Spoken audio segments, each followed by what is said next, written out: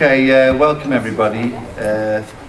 My name is Billy Hayes from CW. I'm Chair of Justice for Colombia, and give my thank you to Thompsons for sponsoring this Fringe. The situation in Colombia remains extremely difficult. We've heard this week there's been 19 trade union colleagues murdered so far in 2012, bringing the total to 3,000 killed in recent years. This is why GFC was set up. It has taken over 200 trade unionists and MPs to Colombia in recent years. It campaigned for the freedom of trade unionists from prison, from an end to the killing, and lobbied in the UK government to stop supporting the regime instead of to support civil society. GFC is sponsored by every UK trade union. There's a parliamentary group of over 80 MPs. In 2008, GFC Ireland was set up. There's been recent developments in the last few weeks. The FARC and the Colombian government have announced they are to begin a peace negotiation in October, hoping to end the 60-year conflict. GFC is working hard to support the peace process. Social inequality lies at the root of the war in Colombia. It is the third most unequal country in the world. And certainly if you've visited there or been on a delegation, it's one of the lushest countries and richest countries in many, many ways, in every sense of the word. We've got a number of speakers here tonight, and all the speakers, and I will be strict on this, going to allow them 5 minutes maximum. I know that's very short, but otherwise we won't have time for questions and comments. On the platform today, we've got Steve Gillan, who's General Secretary of the POA, and was in Colombia on the most recent delegation in February of this year. And Steve will give an overview of the visit. Rather than read out every single speaker and then introduce them again, I'll read them out as the background to the speaker before they speak. So I'm now going to ask Steve to speak on your experience in Colombia. Okay, Steve. Thanks very much, Billy. I hope if I stand up I don't interfere too much with the photo. Actually, it'd be better just sitting down to be honest, because I think you can see me. You can hear me anyway. Certainly know you after today's speech. Billy, I can't imagine why. I'm very proud for the POA to be involved in Justice for Colombia, and we have been since 2006, and we've tried to assist financially and in other practical ways as well. We feel it very, very important for the British trade union movement to be involved, to assist our comrades in Colombia, who I've got to say, if you ever get the chance to go out on a delegation, take it up, because it gives an everlasting impression on you, and you only have to realise when you're there at the inhumane ways that trade unionists are treated. It's absolutely shocking, and I was delighted to see a motion on the order paper today, and Leslie Mercer and John Rimmer spoke on that, and they were part of the delegation that actually went out there as well. They spoke very, very well. And I was delighted to listen to Carmen as well, and the tragedies that the woman has faced in her life that we can't begin to understand. And it really does put it into different images about what they do. And it's difficult not to get emotional when you actually think of how these people are treated just because they want a better life for themselves, better terms and conditions and rights, and that it's not been achieved. But I want to focus on the last delegation, because I was delighted to be invited by Mariella to come out there, because I wanted to see at first hand the prisons. I wanted to know what was going on, and I've got to say, I've been in the British prison system for some 23, 24 years, and I've seen prisons in Europe, but I've got to say, this was something else. It was disappointing that they wouldn't let the whole delegation in. They would only let some of us in, and the delegation was led by Francis O'Grady, who determined who should go in, and I've got to say that the delegation were absolutely supportive of the individuals that they sent in to the prison. But we all went to the prison anyway on that day and stood outside. Now, once we get inside, they sort of fell over themselves to welcome us, the prison authorities, to try and demonstrate that they were open about things and there was nothing untoward going on. But when we met Liliana Obando, Liliana took us through everything that was going on. And when you spoke to the other women who were incarcerated, it became absolutely clear that there were political prisoners, and there's some 8,000 political prisoners in Colombia. It's just astonishing, the strength of these people, because they are overwhelmed to see you. The conditions that those poor women were incarcerated in will probably live with me forever, because nobody should have to endure what they were enduring, especially when you're innocent people. But even if individuals were criminals, they shouldn't have to live either in those conditions. Speaking to some of the women, it was horrendously obvious that they didn't have proper facilities, and I saw firsthand the dreadful facilities that they had. No toiletries, no proper washing facilities, crammed into cells that were probably only designed for one. So it was just horrendous. And we spoke to the prison directors afterwards, and they asked me directly what we thought, and I told them it was the worst prison conditions I'd ever witnessed, and they should be ashamed of the Colombian inhumane treatment. Now, I've only focused in on the prison.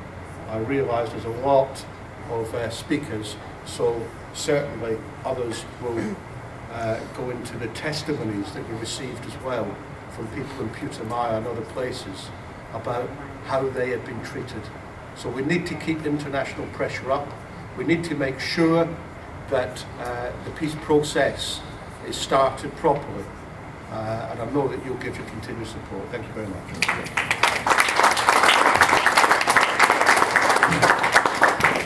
Thanks, Steve. I'm now going to call Vicky Phillips, and after that I'm going to ask Christine Blower to speak. So Vicky is from Thompsons, the Solicitors, who were also participants in the most recent JFC delegation to Colombia.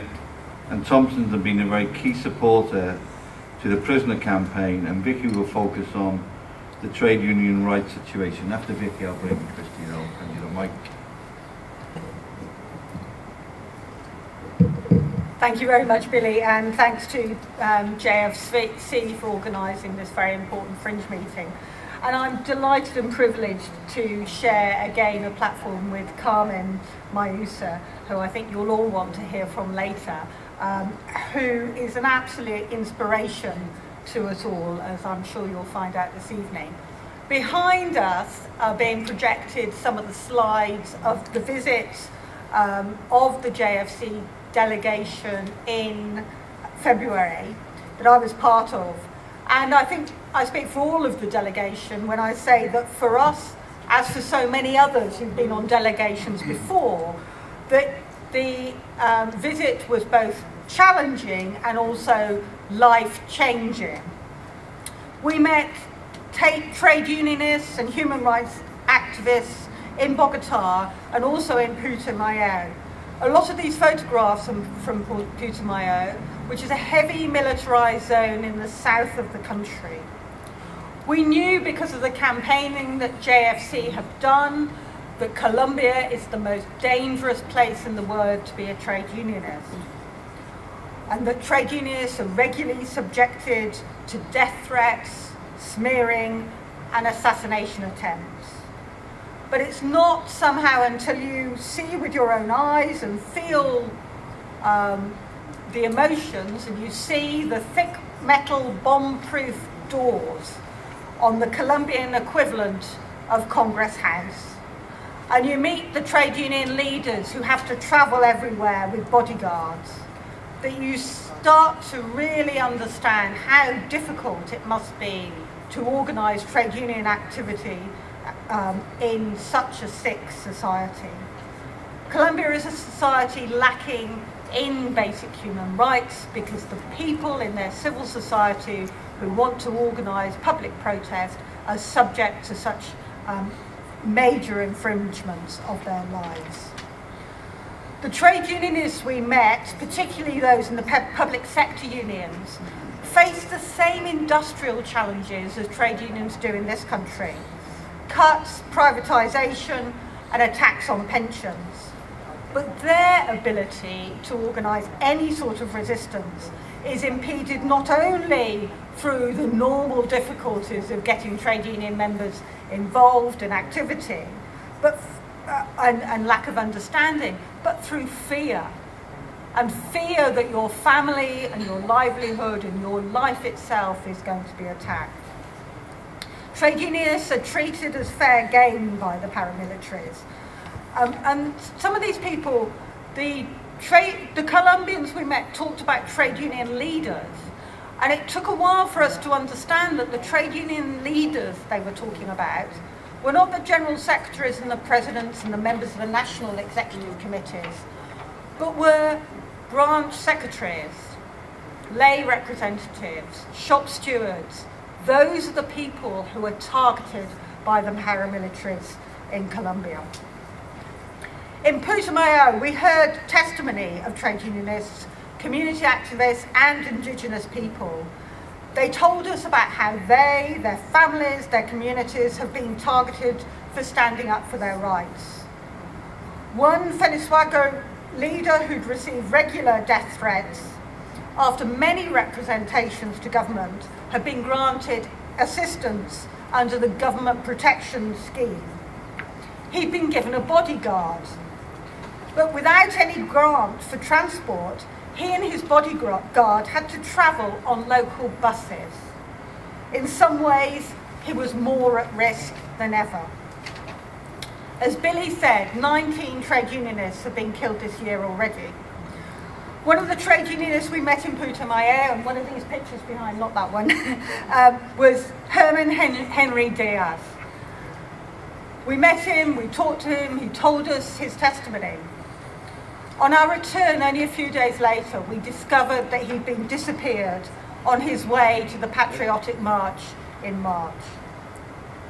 In June, 3 trade unionists were assassinated, including Gerardo Martinez, an activist in Venezuela, following a demonstration against the army. On August the 4th, there was an assassination attempt on 2 regional officials of CUT, the TUC. The president and the general secretary were both in a bomb-proof car when they were assaulted by a hail of bullets. They survived through the quick thinking of their driver, but it was only through that they survived. And yet, in early August, a government who is talking peace have said they're going to cut the assistance to trade unionists and other human rights activists who are given protection. That means 50% cut in their transport costs. I'm afraid that doesn't help our friends who had to travel on the buses anyway, but you can see what an impact that would have. Human rights activists and lawyers, like the people we met in Movisi, one of the photographs behind us, also face similar threats and issues. They're smeared for their work and there are lives at risk.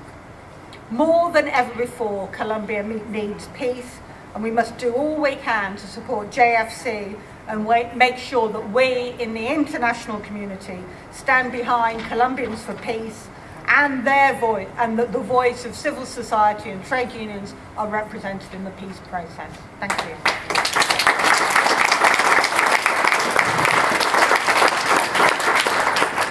Yeah, now I'm going to ask Christine Blow, who's the General Secretary of the NUT, She's also vice chair of JFC, and Christine was in Colombia in July 2010.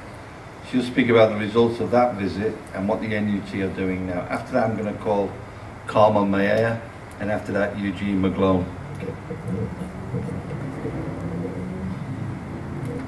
Thanks very much, Billy. I'm not interfering with the photograph, so I'm going to stand up. There is a kind of pattern that JFC has developed to these visits. Very often, it involves prison visits, as you've already heard. We also, when I went on the delegation, had a chance to go and talk to the mothers in Suacha, and a number of colleagues may speak about that, whose children and grandchildren had been disappeared. But there was something that was different about the delegation of which I was a member of, when Billy was also a member of. You've got this on your chairs, and inside there is a photograph of a graveyard. This is a very, very large piece of land in a place called La Macarena. It's a village in the south of Colombia. And the fact is that you can see those little numbers there. Well, there were hundreds of them. And they represent unidentified bodies. We discovered that when someone who had been involved in the actual burials, although not at all culpable for the killings, he had sought to take pieces of the bodies to try and hold them in place so that the bodies could be identified. By the time we got there, they were all gone. And I can tell you that I have never been anywhere where I felt that something quite so awful had happened. And the fact is that 50,000 people have been forcibly disappeared and never seen again. The army in La Macarena, and you can actually see the army camp in the background, claimed that the bodies were of guerrillas who'd been killed in combat. Now, this cannot possibly have been true. Local human rights groups and trade unions believe that many of the bodies were actually local activists and peasant farmers who were straightforwardly the victims of extrajudicial killing, and that their bodies were just presented as if they were those of guerrillas. Now, our delegation, it was a lot of us, it was people from the US, from the UK, from Ireland, and some MEPs. We went there to see this, but also to hear testimony. 1,200 people travelled from the surrounding villages to come and give testimony about what the military and the paramilitaries have been doing in the area. And many of those people had relatives who had been disappeared. Many of these people had walked for a significant amount of time to come and give testimony, and they sat in a hot tent, and they sat immensely patiently for the opportunity just to say what had happened to them. Now, insofar as one can be pleased about anything, I am immensely pleased that we went to La Macarena, because it did, the fact that we'd been there, make an impact in the Colombian media. It has also, regrettably, led, because people have now been looking, led to the discovery of many more of these graves, unmarked graves with unidentified bodies. And politicians, opposition politicians in Colombia, are now carrying out a campaign to find where all of these bodies are buried. And as a result of campaigning by opposition politicians in the country, but I must say, to a very large extent, because of the pressure applied by Justice for Colombia, 20,000 bodies have been either discovered, or it's been revealed that 20,000 bodies were buried in this way. And now the Colombian government is coming under immense pressure to identify these bodies that were just hidden away from view. They are starting to look, and they have now matched 5,000 of the bodies with the lists of people who are held as the disappeared. So that's 5,000 out of 20,000, and who knows how many more. And whilst you couldn't conceivably believe that finding and identifying a body represents anything like justice, it does at least bring you know, what our American friends call closure for some people, that at least they know that they can no longer look for their family members because they have actually been identified. You know, it's a very poor substitute, isn't it, for actually being able to live out a decent life. So it touches every aspect of Colombian life. We met so many people whose families have been disappeared. And I'll conclude with this. If there is any hope in this, it is that Justice for Colombia is such a brilliant organisation that it has successes. You saw Liliani today. We had Miguel come to our national executive, who had also been released. And we are now in the teachers' unions, the NSUWT and ourselves and the other teachers' unions, organising to campaign on behalf of Omar Convita. So I urge everyone in this room, individually, to sign up to JFC and to get your unions to sign up. And if you do have the opportunity to go on a delegation, I have to say, most of it was, you know, awful. But in its awfulness, it built a kind of immense camaraderie amongst those of us who were there, which is an ongoing and lasting thing. So please do go and please sign up to JFC. Thank you very much.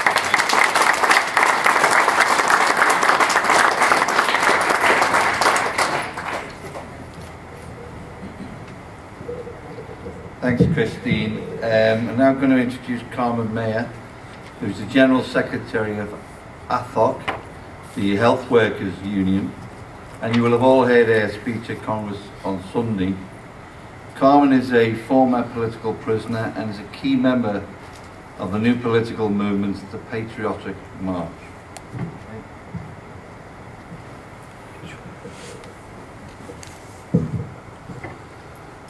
Muy buenas tardes a todos. Gracias por acompañar este llamado de justicia por Colombia. So good afternoon to all and thank you for supporting Justice for Colombia. Creo que la responsabilidad mía hoy es muy grande al estar aquí frente a ustedes contándole desgarradamente la verdad de lo que sufrimos las familias colombianas que pertenecemos a las diferentes organizaciones sociales, movimientos alternativos y muy especialmente nuestro movimiento sindical. I feel today a great responsibility in having the duty to tell you the truth about what's going on in Colombia and what really happens to families and those of us involved in politics, in the opposition, in social movements and particularly in the trade union movement. Por esa razón, nosotros estamos hoy pidiendo la solidaridad del mundo entero, totalmente del mundo entero, sin equivocarnos, que aquí en el Reino Unido se encuentran los hombres y las mujeres de carne y hueso que nos están ayudando a liberar, a rescatar de las mazmorras del Estado a los prisioneros políticos. That's why we call on solidarity from the world over. But we have to recognise that in the UK, men and women like yourselves have helped us free and rescue so many people from the prisons of Colombia. Todos ustedes saben que yo fui víctima de un encarcelamiento injusto por más de 2 años. Me han asesinado la mayoría de mi familia, todo producto de este conflicto interno que vive nuestro país. You all know that I was a victim of unjust imprisonment held for over 2 years, that the majority of my family have been assassinated, all in the context of this terrible conflict that we've lived in for over 50 years. Esa libertad no hubiese sido posible sin el apoyo decidido de todos los sindicatos que apoyaron la solicitud de justicia por Colombia y los integrantes del Parlamento, de los parlamentarios laboralistas que en su momento gestaron una campaña y lograron ser escuchados para que me dieran la libertad. My freedom would not have been achieved without the decisive support of the UK trade unions that supported JFC's campaign and the Labour MPs who campaigned in the Parliament for my freedom. Muchos de los que están aquí presentes me conocieron allá tras las rejas. Muchos de los que están presentes me han escuchado en diferentes eventos. Pero lo que hoy más me interesa que nos escuchen es el llamado de urgencia que le hacemos al movimiento sindical mundial para que nos apoyen en los acuerdos de paz que empiezan a gestarse nuevamente en Colombia. Many of you met me in prison when you came on delegations to Colombia. Many of you had heard me speak at other events. But what I'm here to tell you with urgency is we need the international trade union movement to support us in that historic moment of trying to achieve a peace process. A los dirigentes sindicales y al movimiento sindical en general nos han señalado de ser coactores de la insurgencia colombiana. Eso es falso, pero es el pretexto que ha tenido el gobierno nacional para exterminar la dirigencia sindical.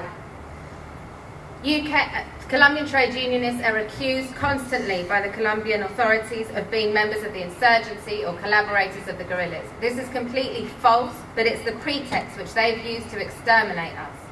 Por eso a nosotros más que a nadie nos urge la necesidad de apoyar ese proceso de paz.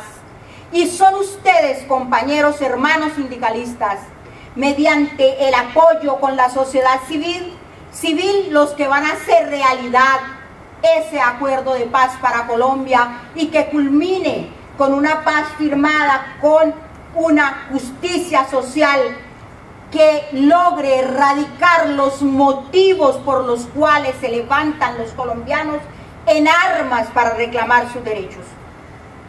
We, more than anyone, have an interest in securing peace in Colombia, and it's only with your help, brothers and sisters, that we are going to achieve this, because it's civil society in Colombia that has got us to this point where peace talks are possible, and it's civil society that are going to achieve a true peace process, and a peace process which delivers social justice, because social justice and the inequality is at the root cause of the conflict in Colombia, and without solving that, the conflict won't end.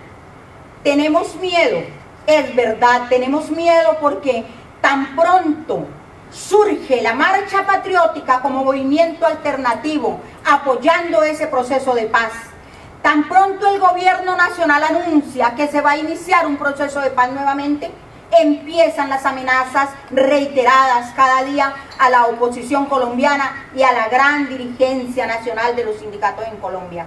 We are scared, and I'll say it very honestly, we are very scared, because the Patriotic March, a new political movement that's trying to push for a peace process, that's trying to show a political alternative, is every day receiving more and more threats. As soon as the peace talks were announced, the threats shot up. They're everyday threats against the opposition, against the trade union leadership. Nosotros le hacemos reiteradamente el llamado a todas las organizaciones del mundo y muy especialmente al pueblo británico, por intermedio de sus organizaciones sindicales, para que ese proceso de paz no termine como han terminado los intentos de paz desde hace 50 años.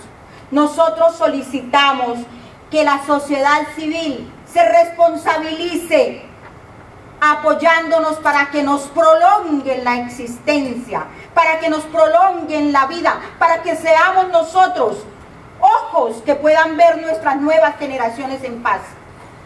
We call on you, the UK people, the people of the UK, the trade unions, to support us in the efforts for a peace process. We don't want this peace process to end in the way other peace processes have ended, with political genocide.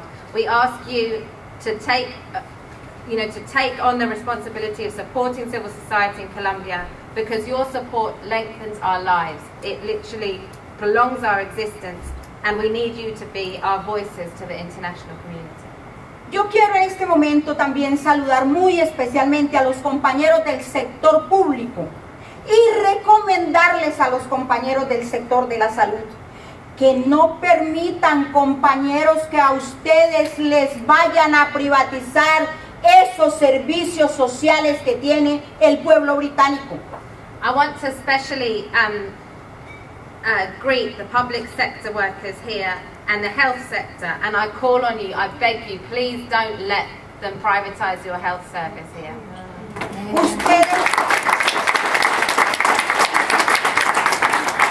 Ustedes permiten que les privaticen la salud y de esa manera inician todo el detrimento de los derechos laborales hasta hoy adquiridos mediante la lucha que ustedes han gestado por muchos años. If you let that happen, they'll privatize it, and then they'll begin to dismantle all the rights that you've fought for over all these years.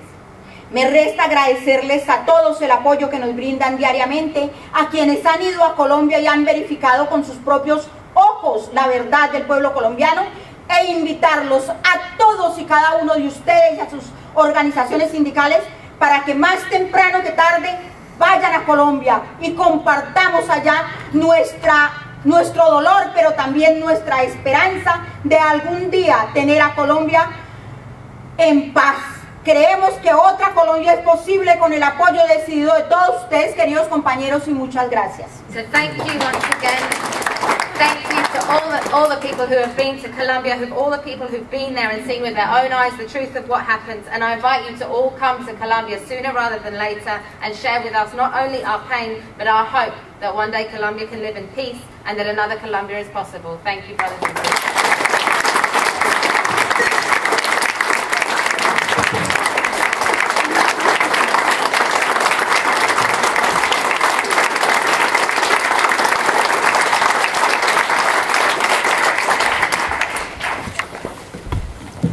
Thank you, Carmen. You can see why you're the leader of the Health Workers Union.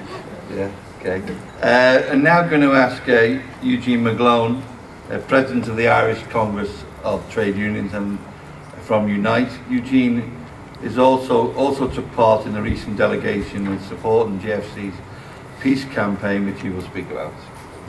Thanks very much, Billy. I think the first thing you can say is that having listened to Carmen, it just reminds me, not that I need a lot of reminding of it, and I'm sure that the comrades alongside me here on the table who have been to Colombia know the humility that you feel once you meet with these people in Colombia who day after day do courageous things that we don't even dream that we may have to do. It's an amazing thing, and it is humbling in that aspect.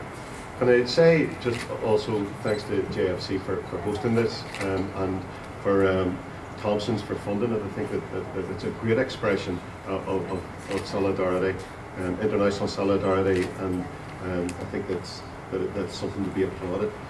And especially I want to thank everybody who turned up here this evening, Billy, if I may, just because there are competing demands on our time at conferences, at this TUC Congress, at the ICTU Congress, the Scottish, the Welsh TUCs. There are lots and lots of events that are put on in the Fringe that demand people's attention, and they're all important. There's none of them frivolous. They're all important Fringe meetings. They deal with serious, important issues. I think there are 3 other Fringe meetings going on as we speak now, and they're attracting, hopefully, audiences as strong as this one. But this is an important one for me personally, and like the other speakers, I feel totally moved by the experiences that I had in Colombia. And I listened to Leslie moving the motion 75 this morning, and I know the emotion that was in her. I could feel it. It was palpable. It was just something that I knew instinctively was there. And I suppose it's a bit like being engaged in any conflict. The people that are standing with you in a conflict, no matter what it is, become friends for life, become true comrades. And I went to Colombia with, I think, 17 strangers and came back with 17 good, close friends. At least that's the way I feel about it. And we shared an experience, and that sort of experience shared is something that can't be removed and can't be diminished. And obviously, as you said earlier, Sarah, you said there were 200 who have been over the years in Colombia, and they will all share that, and it'll get bigger. And I think that's enough of the advertisement. And I say that I was also fortunate enough to be outside the prison whenever Liliana was released on the 1st of March.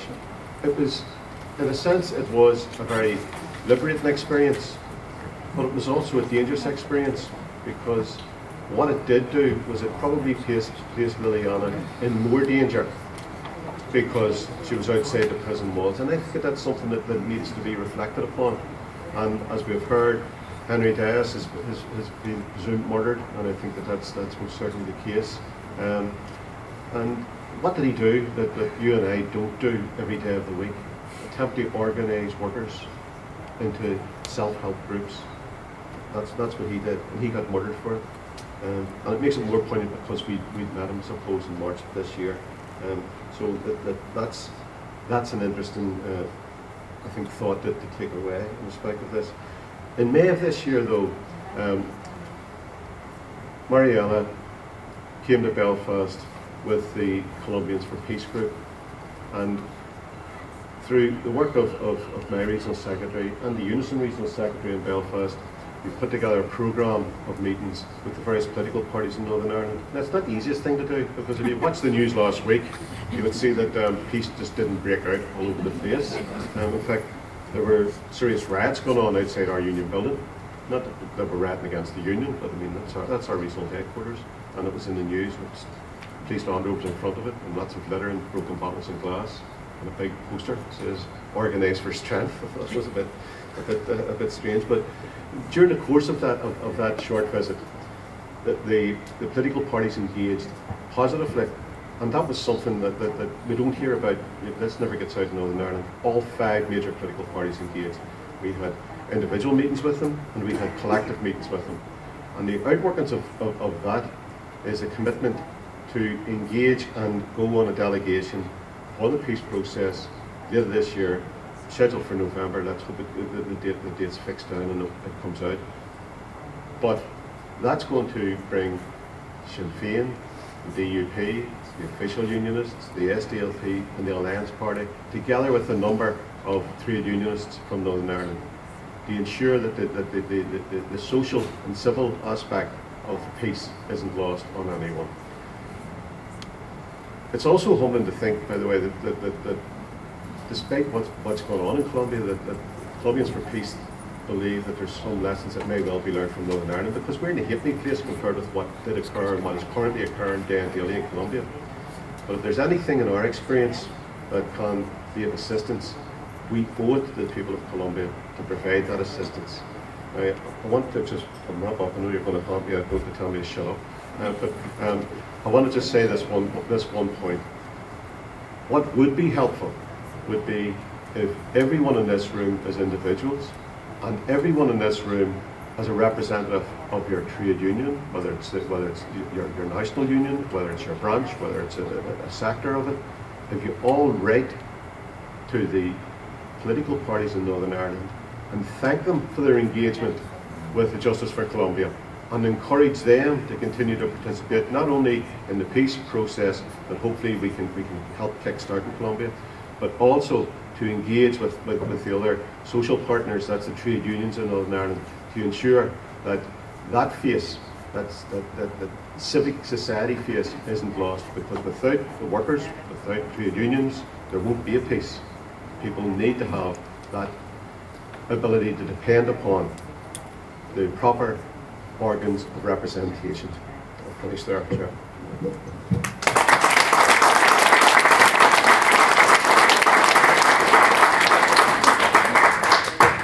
Thanks, Eugene. I just realised I was right when I seen the riots, that we share a headquarters with Unite, and I realised there was a riot taking place outside of our offices in Northern Ireland the other week. I'm now going to, so thanks for that, Eugene. I'm now going to ask Mick Whelan, who's the General Secretary of ASLEF, the union which provides the officers for JFC, with an office, I should say, and a lot of support. Mick has been to Colombia this year, as well as back in 2005, and he'll give his impression of the visit and talk about JFC work for Mick. Thank you, Billy. Thank you, comrades. Thank you, colleagues. When I came in, Eugene was talking about friends and the people who went on the delegation.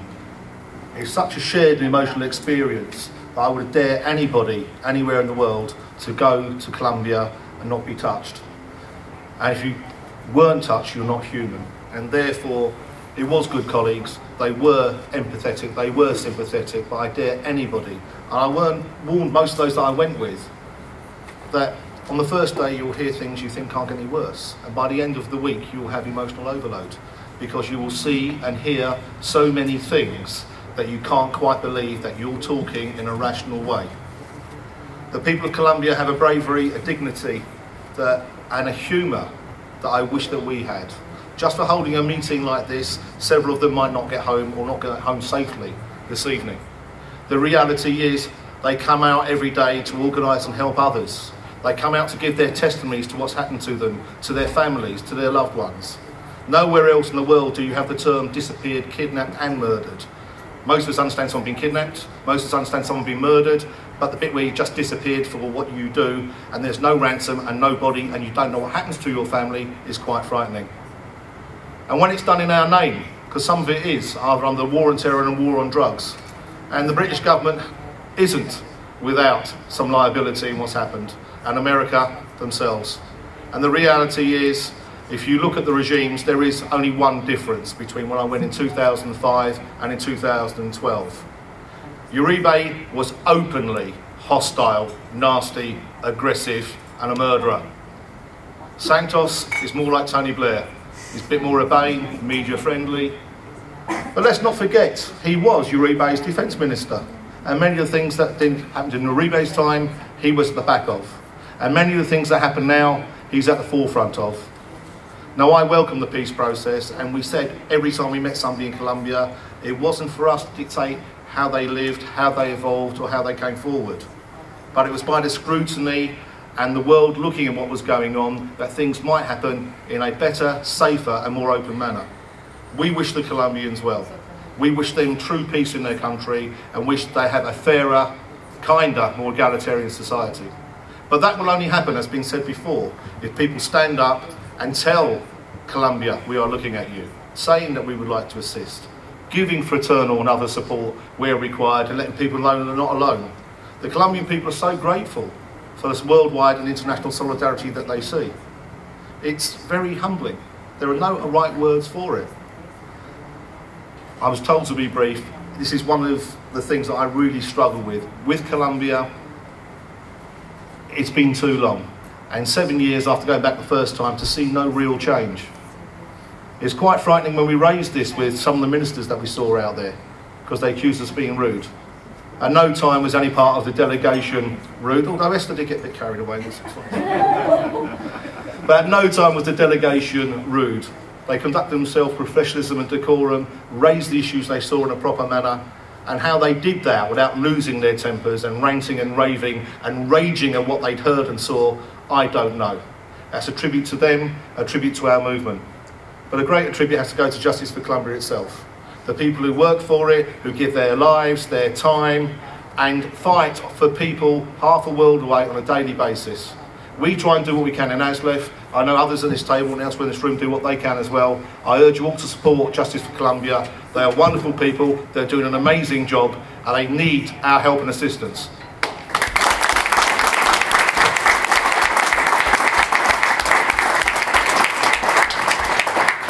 Thanks, Mick. Just the observation about Santos and the British media.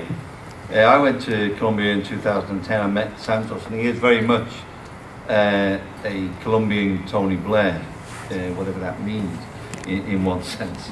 But one of the things Santos is promoting now, which I raised with him when we was there, is about the war on drugs. I mean, in my view, and this is just my view, war on drugs is dead. You know, we've got to do something in terms of legalisation or decriminalisation. But interestingly, when he was over here, he had an interview, and I think this is a bit disgracefully, he had an interview with the Observer, and I think it was with John Mulholland, the editor of the Observer, and not once, and we wrote to Mulholland, not once did he raise the question. He was quite interested about the drug war and Santos, what he's trying to promote. But not once did he raise the whole question of what's happening and the disappeared and what's happening. And another, Mr. Mick, just speaking there, I don't like the term, but it's the only term I can think of here to describe it. When you're there, you get a bit of what's sometimes called compassion fatigue. That you think, I just can't, you know, and it's a very hard working delegation. And you've almost at one point, you think, I just can't take any more of this because it's too much bad information, if you like, in any one day. And these people, you know, people similar to us are living in every day in Colombia. So yes, we all do what we can in terms of practical support. And I reinforced the you know, the thanks to the people who work at Justice Colombian, Maria and the team are doing a fantastic job, and thanks for ASLEF for giving them the support in every sense of the word. Now I'm going to open it up to questions and comments, but what I intend to do, I'd like to take people first of all who've been on a delegation and you know, if they want to make any contributions and comments. I know Leslie, you spoke in emotion, but I mean, and you moved it really well. I don't know whether you want to kick it off, and I'll come to all the other people in a minute. So the Scousers are always causing trouble, aren't they? Well, just remind, first of all, if you're not a member of Justice for Colombia, if your union branch is not affiliated, because we've got lots of national, you should affiliate. And I just want to obviously thank Thompsons for hosting this. I know there's been similar events. There was one at the north, you know, where things have been sponsored by other law firms. But you know, I want to thank Thompsons tonight for the sponsoring and supporting Justice for Colombia. I'd like to thank also Natasha, Victor, Sarah for the work they do, and also I know there's no hierarchy, but there is. I want to thank Marielle for the things she does, an absolutely fantastic job.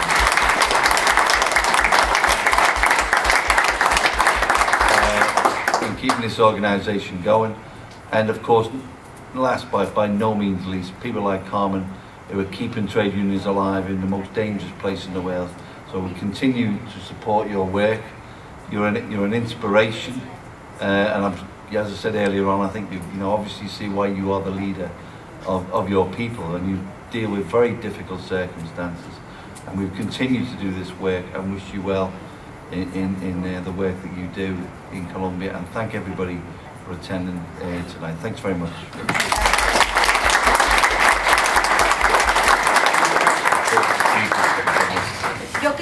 Yo quisiera brindar por el empeño que coloquen las organizaciones sindicales para que las movilizaciones en Inglaterra, donde no los asesinan, donde no los persiguen, se multipliquen día a día y logren derrotar las políticas neoliberales que tanto peligro trae para los pueblos. All of you who fight against neoliberalism, fight against privatization, and defend the rights that you have earned for yourselves here, and one day hopefully will have around the world.